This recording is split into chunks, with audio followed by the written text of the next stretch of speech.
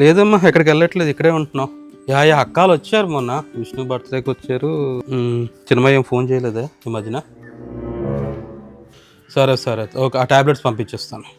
ఓకేనమ్మా సరే. ఏంటి నీ బాధ? రోజు ఏం మాట్లాడతావు అత్తమ్మతో? నువ్వేం మాట్లాడతావు మీ అమ్మతో గంటకేను? మాకు బాకే ఉంటాయి. తల్లి కొడుకులకి ఏమో ఉంటాయి, మాట్లాడినవా ఏంటి? దానికి నీ పర్మిషన్ కావాలా? మాట్లాడుతుంటే వెళ్ళిపోతున్నావేంటి? ఏంటి మాట్లాడతావు? అసలు ఏం మాట్లాడుకుంటారు మీరని? ఏం మాట్లాడుకుంటాం? అమ్మాయి నీ ఆరోగ్యం ఎలాగుంది, అది ఎలాగుంది, ఇది ఎలాగుంది, అక్క ఏంటి, మావయ్య ఏంటి, చిన్నాన్న ఏంటి, ఏదో మాట్లాడుకుంటాం. రోజు ఏదో మా అమ్మతో ఒక 5 నిమిషాలు మాట్లాడితే శిల్పిలు హ్యాపీ కదా. కరెక్ట్, సేమే. రోజు ఏం అడుగుతావు? రోజు ఎక్కడ మాట్లాడతాను నిషా? మహా అయితే వారానికి ఒక 2-3 సార్లు మాట్లాడతానేమో, అప్పుడప్పుడు 4 సార్లు. నువ్వు వారానికి 8 రోజులు మాట్లాడతావు. అందుకే నిషా చిన్నప్పుడు బాగా చదువుకోమన్నారు. ఎగ్జామ్స్ అంటే ఎలాగో నా పేపర్లు కాపీ కొట్టి పాస్ అయిపోయావు, ఇక్కడ అవ్వవు కదా.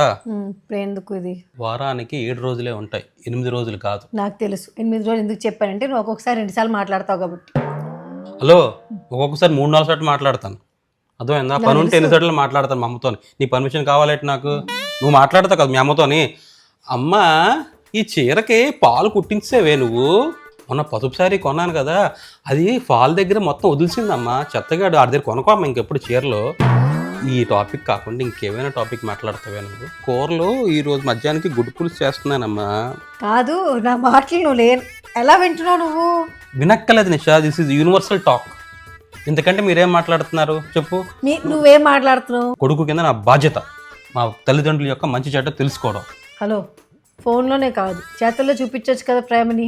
అత్తమ్మ వస్తే నాకు అప్పచెప్పేస్తా, ఇక్కడ తీసుకెళ్ళాలి, టెస్ట్కి తీసుకెళ్ళాలి, మందులు కొనాలి, ఇది నువ్వు చూసుకోవచ్చు కదా వచ్చినప్పుడు.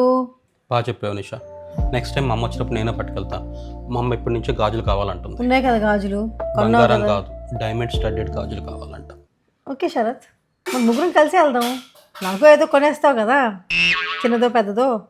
నీకు కొనేస్తాను, వెండి దొరుకుతున్నాయి బోల్డ్. వెండి ఇంకా ఎక్స్పెన్సివ్ అయిపోయింది అసలు. పర్లేదు, నీకు వెండి కడియం కొనేస్తాను, వేసుకో. వెండి కడియం ఈ 2 చేతులకి 2 కాళ్ళు కొనేస్తాను. నిజంగా? ఒట్టు? ఏంటే ఒట్టు? ఎంత అవుతుంది? చాలా. సరే వద్దతే, రాతివి ఇదేంటిది కాపర్ కొనేస్తాను. ఏంటి టిఫిన్? ఇడ్లీ. Okay super. పల్చగా చేయమన్నాను కదా. నీళ్ళు పోసేసుకోవే. అలా నీళ్ళు పోస్తే అవ్వదు, కొంచెం ఆ పోపు అవన్నీ కూడా దానికి సరిపోయినట్టు ఉండాలి. ఇంట్లో చట్నీలా చేస్తున్నారు, నాకు బండి మీద చట్నీ కావాలి. అతను తెచ్చి పెట్టుకుందాం వంట అతని కింద. జోక్ లేక నీకు ఊరి మీద తిని తిని బాగా అలవాటు అయిపోయింది. కూర్చుని ఏదో ఒకటి పెడతావు వంక. నాకు ఏం అక్కర్లేదు, నాకు బొంబాయి చట్నీ చేసిన మొహాన్ని పడి చాలు. అసలు బాంబే చట్నీ అంటే నేను ఎప్పుడు వినలేదు. నేను పెళ్లి చేసుకుందా అది అర్థమైంది, అది ఒక చట్నీ ఉందని. బొంబాయి చట్నీ అన్నది మాలాంటి మధ్యతరగతి కుటుంబాలు తినే ఇష్టమైన చట్నీ. ఇదంతా పాష్ ఫ్యామిలీ కదా, మీరు కొబ్బరికాయ ముద్ద చట్నీ, జీడిపప్పు చట్నీ, బాదం పప్పు చట్నీలు చేసుకుని తింటారు. నీకున్న గ్యాస్ట్రిక్ ప్రాబ్లంతో అంత శనగపిండి తినకూడదు, ఫస్ట్ అది అలవాటు చేసుకో. సర్లే కానీ ఈ వీకెండ్ మా అమ్మ దగ్గరికి వెళ్దామా? ఎందుకు సడన్గా? అనుకున్నా కదా నిషా, ప్రతి నెల వెళ్దాం విజయనగరం మా అమ్మ దగ్గరికి వెళ్ళి ఒక పూట ఉండి భోజనం చేసి వద్దాం అనుకున్నావా? గట్టి నెల పెళ్ళిలో కలిసేసాం కదా.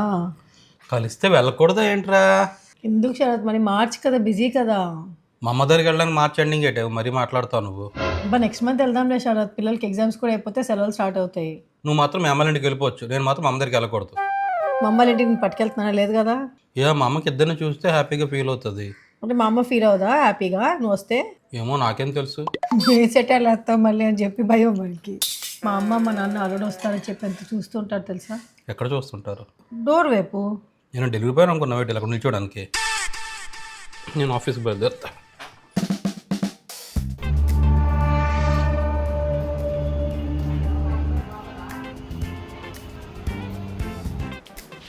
Good afternoon sir. Good afternoon sir, నాకు డౌట్ ఉంది, అడగొచ్చా? కారు వాడకపోతే పాడైపోద్దా సార్? ఏం పాడైపోద్ది సార్? నీకెందుకు? అంటే తెలుసుకుందామని. కారు నువ్వు ఫ్రీక్వెంట్గా తీయకపోతే బ్యాటరీ ఫస్ట్ డౌన్ అయిపోద్ది సార్. మరి కిందనున్న కారు తీయట్లేదు కదా, అది పాడైపోద్దేమో సార్ మరి.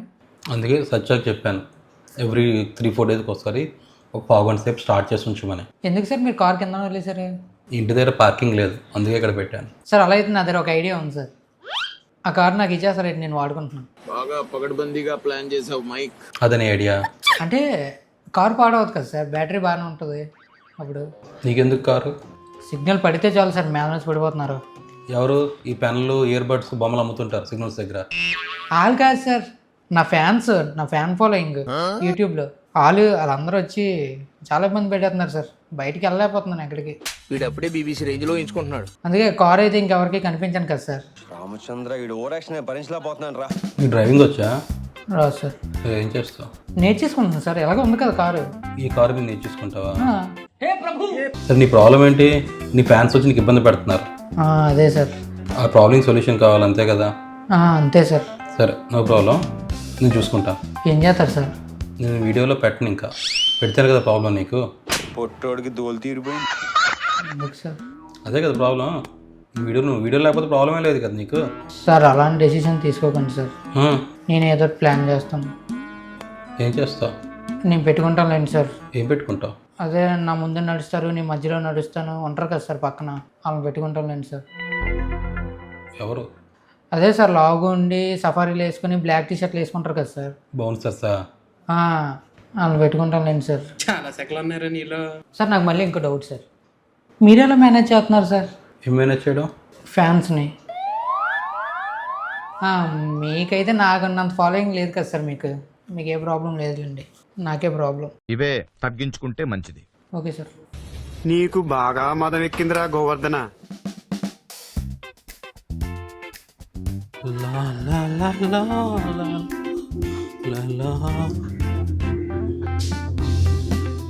ఏమిటే అంత సీరియస్ చూస్తున్నావు?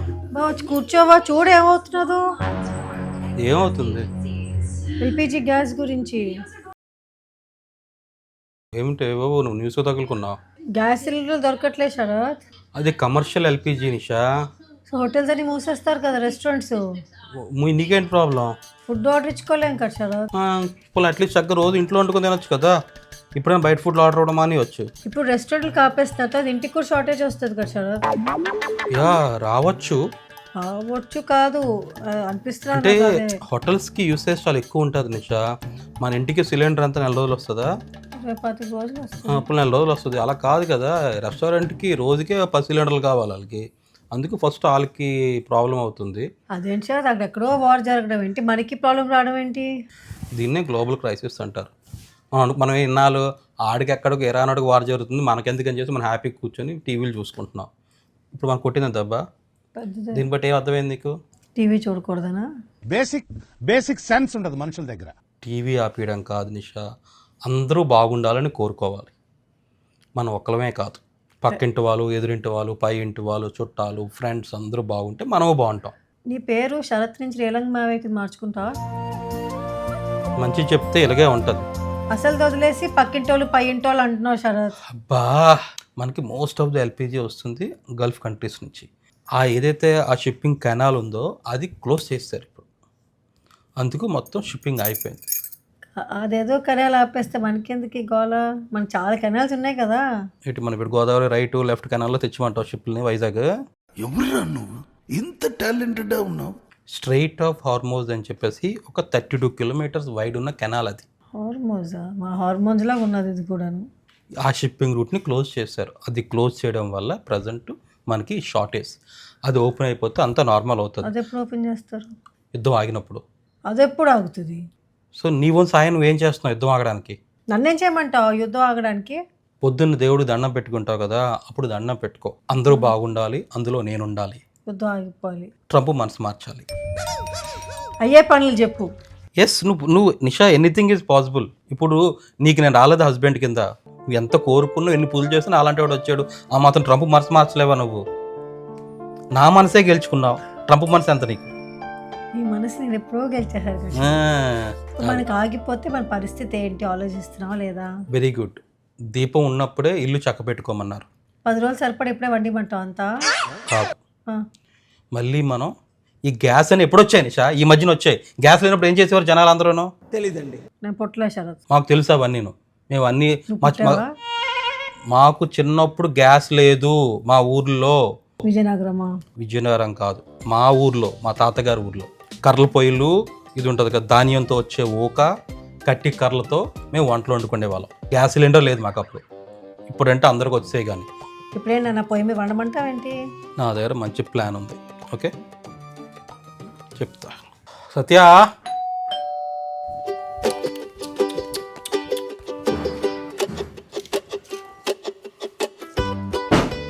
ఏంటిది? కర్రలు దేనికి? వంటకే కర్రలపై పెట్టిద్దాం. ఇంట్లోనా? ఆ, అపార్ట్మెంట్లో ఎలా వండుతావు శరత్? ఏ పక్కింట్లో పొగ వెళ్ళిపోతుంది. మంచిదే కదా, దోమలు పోతాయి వాళ్ళకి కూడా. కంప్లైంట్ చేస్తారు శరత్ మన మీద. ఎవరు కంప్లైంట్ చేస్తారు నిషా? మన ఇంట్లో మన ఇష్టం ఎలా వండుకుంటామో. ఇప్పుడు గృహప్రవేశానికి కర్రల పొయ్యి మీద మనం పెట్టేసి పాలు పొంగిచ్చామా, అది వేరు. హోమం చేసినప్పుడు కర్రలు పెట్టమా, ఏదైనా ఒకటే. అని మన ఇంట్లో గ్యాస్ వాడతాము, కర్రలు వాడతాము, కిరోసిన్ వాడతాం, మన ఇష్టం. అసలు మన ఇంట్లో కర్రలు పోయి ఏం శరత్ ఇది? ఏం మాట్లాడుతున్నావు? మొత్తం ఇల్లంతా కాలిపోతుంది.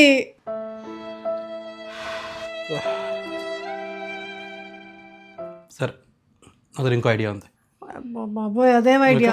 ఇంకొక ఐడియా చెప్తా. ఇప్పుడు కర్రలతో ఏం చేస్తావు? చలి మంట పెట్టుకుందామే. A few moments later.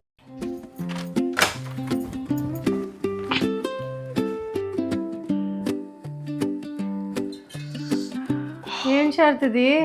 మళ్ళీ ఏం తెచ్చావు? అది కర్రలు వద్దన్నావు కదా, బొగ్గులు పొయ్యా. కానీ వంట చేయాలా? ఆ, నేనే నువ్వా? కావాలంటే బొగ్గులు నేను రాజు పెడతాను, నువ్వు వంట చేసి. నీకు నిజంగా పిచ్చెక్కింది శరత్. లేదు నిషా, మరి ఎలాగా మన గ్యాస్ వాడకూడదంటే ఇవన్నీ పాతకాల పద్ధతులు, ఇవన్నీ నువ్వు ఓల్డ్ ఈజ్ గోల్డ్. నాకు అసలు రాదు దాని మీద వండడం. దీని మీద వండడానికి వేరేగా ఏం నేర్చుకోక్కర్లేదు, పోయి దాన్ని కళాయి పెట్టి వేపేయడమే. ఆల్ ఓవర్ వార్ చేయడం ఏంటి, నాకు ఈ వార్ ఏంటి? చూసావా ఎంత నల్లగా ఉన్నాయో? బొగ్గులు నల్లగానే ఉంటాయి కదా. మంటర్రగా ఉంటది. అయ్య బాబు, మామూలు టైం కాదే ప్రకాశం. ఇక్కడ చేస్తున్నావేంటి? మరి ఎక్కడ? పైన తెల్లదాని మీద ఎలా చేస్తావు శరత్? నాకు నల్లగా తయారవుతుంది. చూడు, నీకు ఎలాగుందో అలాగే ఉంటది. నువ్వు గ్యాస్ స్టవ్ మీద చేస్తే ఎంత నీట్గా ఉంటుందో, దీని మీద చేస్తే అంత నీట్గా ఉంటుంది. నేను అలా మెయింటైన్ చేసుకుని వస్తున్నాను శరత్, దాన్ని నువ్వు నన్ను నమ్ము. మాకు నమ్మకం లేదు దొరా. కర్పూరమి, నీకు ఇది రాల్ చేయడం రాదా? కర్పూరంతోనే రాగేస్తాను. ఏంటి మంతరం ఉందనుకున్నావు టేస్ట్ చేయడానికి ఏమైనా?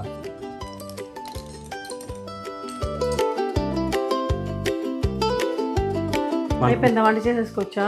కాదు, ఇదంతా ఇదవ్వాలి కదా. ఎప్పటికీ అవుతుంది శరత్ వంట? వంట కాదు, నువ్వు 5 నిమిషాల్లో రా, నీకు మొత్తం రెడీ చేసేస్తాను. నువ్వు వెళ్ళిపోయి ఇక్కడ ఉండక, నాకు టెన్షన్ పెట్టేస్తున్నావు నువ్వు.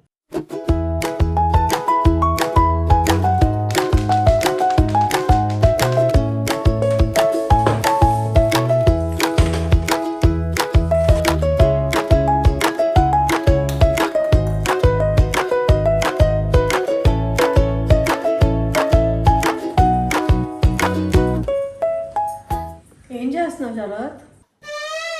బొగ్గులు రాదేస్తున్నాను. గ్యాస్ వాడి ఆ, గ్యాస్ సేవ్ చేయడానికి బొగ్గులు పోయి తెచ్చావు, ఆ. బొగ్గులు రాజేయడానికి మరి గ్యాస్ వాడుతున్నావు.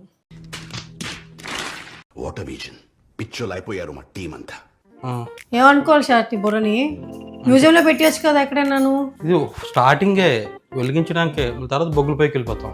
రోజు అదే చేయాలా? మనకి 2 రోజుల తర్వాత అలవాటు అయిపోద్ది కదా. సో రోజు దీని మీద వంట? అంటే కొంచెం దాని మీద కొంచెం దీని మీద మనం చేసుకుంటే మనకి ఎల్పిజి సేవ్ అయిపోతుంది.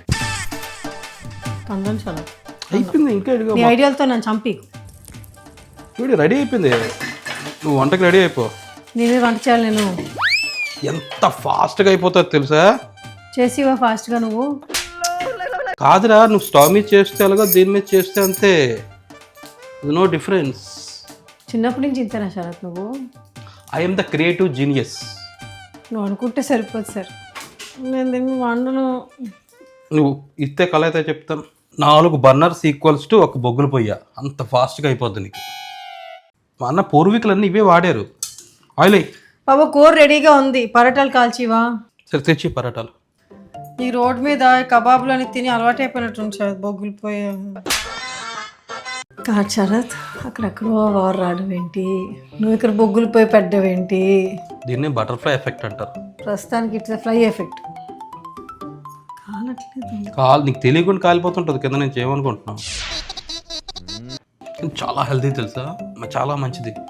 అసలు ఈ గ్యాస్ట్రిక్, అసలు ఇప్పుడు ఈ గ్యాస్ పొయ్యి వల్లే గ్యాస్ట్రిక్ వచ్చేస్తుంది తెలుసా? ఎందుకు చూస్తే రెండు గ్యాస్ ఆ గ్యాస్ ఇక్కడికి వచ్చేస్తుంది. ఇప్పుడు దీనివల్ల చూడు మొత్తం గ్యాస్ పోద్ది అంతాను. రోజు ఆఫీస్ నుంచి 11 గంటలకు వచ్చి బొగ్గులు రావు తీసుకొని వంట వండుకొని అప్పటికి కాయగూరలన్నీ కట్ చేసి అన్ని రెడీగా ఉంచుతా. ఓకే, చాలా యాప్ట్గా ఉంది సిచ్యువేషన్, నేను వాడుకుంటా. చూసావా ఎంత నీట్గా కాలుతుందో. దీంట్లో ఇంకోటి ఏంటంటే నీకు ఫ్లేమ్ అనేది ఈవెన్గా వస్తుంది, గ్యాస్లో నీకు అన్ఈవెన్గా వస్తుంది. అందుకు మనం హై స్మాల్ పెట్టుకుంటాం. దీంట్లో అలాగే ఉండదు, ఇది సర్దిసుకుంటుంది ఎంత కావాలంత వేడిని. చూసావా ఇలాగ బాగా కాలుతుందో. ఇంత వేడిలో పడాయాలన్నీ అయిపోతుంటాయి మనకి. ఇంకొడితే ఈరోజు టేస్ట్ చూడు ఇలాగలాగా ఉండదు టేస్ట్. ఏంది వంటల టేస్ట్. నిషా విజయనగరం మా అమ్మ దగ్గర వంట, 2 వంటలు 2 గ్యాస్ సిలిండర్లు ఎందుకురా? ఏం చేద్దామంటావు మరి? మా అమ్మ ఇక్కడికి వచ్చేమందాం.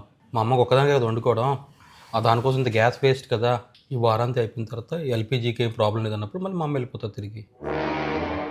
మా అమ్మ రావడం నీకు ఇష్టం లేదా? ఎప్పుడైనా ప్రాబ్లం అన్నానా నేను? మరి ఇప్పుడు అలా పెట్టావు, అంత ఫేస్ షాకింగ్గా పెట్టావు. మనకి కూడా ఇబ్బందే కదా ఎల్పిజి గ్యాస్. అందుకే మనం బొగ్గులపై పెట్టాం, మనకు సిలిండర్ సరిపోద్ది కదా ఇప్పుడు. తర్వాత ఒకసారి ఆలోచించు, మమ్మీది ఇండిపెండెంట్ హౌస్, ఇక్కడ పెట్టుకునే బదులు మమ్మీ ఇంట్లోనే కర్రలు పోయి పెట్టుకోవచ్చు కదా. కరెక్టే, కానీ మా అమ్మకి ఇప్పుడు నేనంటే నీకు సెట్ చేస్తాను ఈ బొగ్గులు కర్రలని. మా అమ్మకి అవన్నీ ఎవరు చూస్తారా? వెళ్ళి సెట్ చేసి వచ్చేద్దాం. అదేం చెప్పని. అంతేగాని మా అమ్మ ఇక్కడికి వద్దంటావా? అలా కాదు, మమ్మీ కూడా అన్కంఫర్టబుల్ అయిపోతారు కదా. ఈ వార్ 2 రోజులు అవుతుంది తెలియదు కదా శరత్. సెట్ చేసి వచ్చేద్దాం, పూట వెళ్ళి సరుకులు ఏం కావాలో అన్నీ తెచ్చుకొని వెళ్దాం. సరే అయితే రేపు వెళ్ళి మమ్మీ కానీ సెట్ చేసి వచ్చేద్దాం. ఓకే.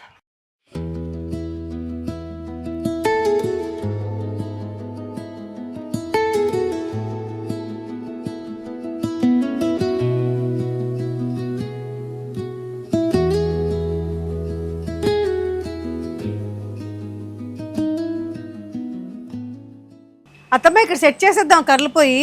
కర్రలపోయి దేనికిరా? గ్యాస్ ఆదా చేయమన్నారు కదా షరత్. సరే చెప్పాడు. ఏం చెప్పారు అత్తమ్మ షరత్? ఇంటి వరకు పర్వాలేదు, నీకు ఎలాగో 2 సిలిండర్లు ఉన్నాయి, 6 నెలల వరకు వస్తుంది కదమ్మా, నువ్వు ఇంటి వరకు జాగ్రత్తగా వాడుకో, ఏ ప్రాబ్లం లేదని చెప్పారు. అవును అలా చెప్పారు అత్తమ్మ.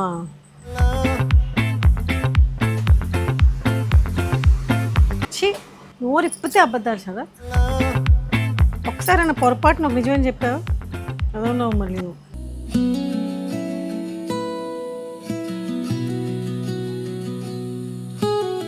మటన్ బిర్యానీయా? చూసావా మా అమ్మ ఏం చేసిందో నాకు? నా కోసం చికెన్ చేశాను. నాన్న పిల్లలు తీసుకురావాల్సింది కదా. ఇద్దరు స్కూల్కి వెళ్ళిపోయారమ్మా. రమ్మని చెప్పాం, స్కూల్లో ఏదో ఇంపార్టెంట్ ప్రోగ్రామ్ ఉందంట, ఇద్దరు స్కూల్కి వెళ్ళిపోయారు. ఆ మాట వినే స్టేజ్ దాటిపోయారు. ఇప్పుడు ఒకసారి ఏమో అడగవలసింది ఏమన్నా. నెక్స్ట్ మంత్ వచ్చి 2 days ఉంచుతా. ఎందుకు శరత్? మామూలుగా రమ్మంటే వస్తా కదా అత్తమ్మ గారి ఇంటికి. నువ్వే అన్నావు కదా ఈ నెల రాను, వచ్చే నెల వెళ్దామని. సొంతగా వెళ్ళాలంటే చెప్తే అయిపోద్ది కదా. నిషా తల్లిదండ్రులు చూడడానికి మనకి రీజన్స్ వెతకక్కలేదు నిషా. ఎప్పుడు వీలైతే అప్పుడు వెళ్ళి చూసి వచ్చాడమే. వాళ్ళు మనం ఎప్పుడు వస్తామని అలా చూస్తుంటారు నిషా. ఇప్పుడు వెళ్ళి వచ్చాం చూసా, మా అమ్మ ఎంత హ్యాపీ అయిపోయిందో, ఎన్ని వండి పెట్టిందో చూసావా. దూరంగా ఉన్న వాళ్ళు ఎలాగో రాలేరు, దగ్గరగా ఉన్న వాళ్ళు మనలాంటి వాళ్ళైనా ఎప్పటికప్పుడు వెళ్ళి వస్తుంటే బాగుంటుంది కదా. అంతే, దాని ఉద్దేశంతోనే ఇలా ఏదో సరదాగా నేను తీసుకొచ్చాను తప్పితే కానీ వేరేలా అనుకోవద్దు. సరే రేపు మా అమ్మాళ్ళ ఇంటికి వెళ్దాం. ఓకే.